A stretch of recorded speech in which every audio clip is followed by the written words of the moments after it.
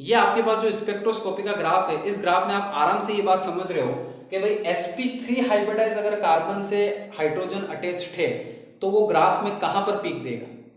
ठीक है, अगर वो 1 डिग्री का है या मेथिल का है तो कहां पीक देगा, वो 2 डिग्री का है तो कहां पे पीक देगा, अगर वो 3 डिग्री कार्बन से जुड़ा है तो कहां पीक देगा, अगर वो sp2 हाइब्रिडाइज से जुड़ा है तो कहां पीक देगा, अगर वो एरोमेटिक रिंग से जुड़ा है तो कहां पीक देगा, अगर वो ऐसे कार्बन से जुड़ा है जो किसी इलेक्ट्रोनेगेटिव एटम से अटैच्ड है तो वो कहां पे पीक देगा।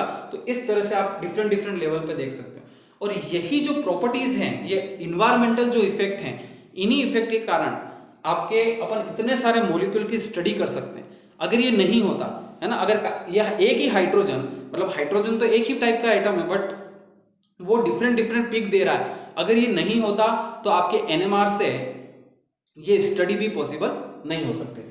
ठीक है, तो ये बात अपने समझ में आ गई। अब अपना कौन सा हमारा बचा, sp हाइब्रिडाइज कार्बन से अटैच हाइड्रोजन।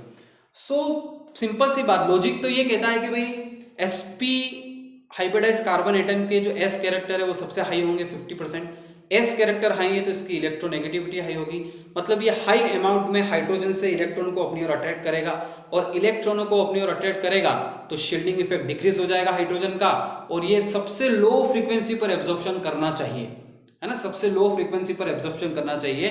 पर आप जब देखोगे, जब आप इसको ध्यान से देखोगे तो आपके जो sp कार्बन हाइब्रिडाइज कार्बन से जो अटैच्ड होते हैं हाइड्रोजन न्यूक्लियस, वो कितनी पीक पे शो करते हैं या कितनी डिस्टेंस पर आते हैं TMS से, तो उनकी लगभग अप्रोक्सीमेटली उनकी डिस्टेंस कितनी होती है, 3 से 2, है ना। जो sp हाइब्रिडाइज होते हैं वो आपको कहां पे पीक देते हैं, 3 से 2 के बीच की आपको पीक देते हैं, है ना।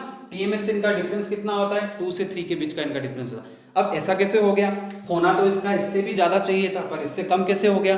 तो यहां पर भी एक और इफेक्ट आ जाता है, और वो इफेक्ट कौन सा है, आपके एनआइसोट्रोपी, है ना। एनआइसोट्रोपी इफेक्ट की वजह से इसका जो एब्जॉर्प्शन है लो फ्रीक्वेंसी पर ना होकर हाई फ्रीक्वेंसी पर होता है। और एक साथ साथ एक और छोटा सा फैक्टर और है, वो है जियोमेट्रिकल स्ट्रक्चर, है ना। इसका जो जियोमेट्रिकल स्ट्रक्चर होता है उसकी वजह से भी इसका एब्जॉर्प्शन तो लो फ्रीक्वेंसी पर होना चाहिए, मतलब इससे TMS से इसकी डिस्टेंस बहुत दूर होनी चाहिए थी, पर ये क्या है, पास है ना, ये हाई, मतलब इसके जो हाइड्रोजन ओवरऑल यूं कह सकते हैं कि sp हाइब्रिडाइज कार्बन एटम से कनेक्टेड जो हाइड्रोजन का न्यूक्लियस है उसका शील्डिंग इफेक्ट इतना कम नहीं हो रहा जितना होना चाहिए था, जितना लगता है।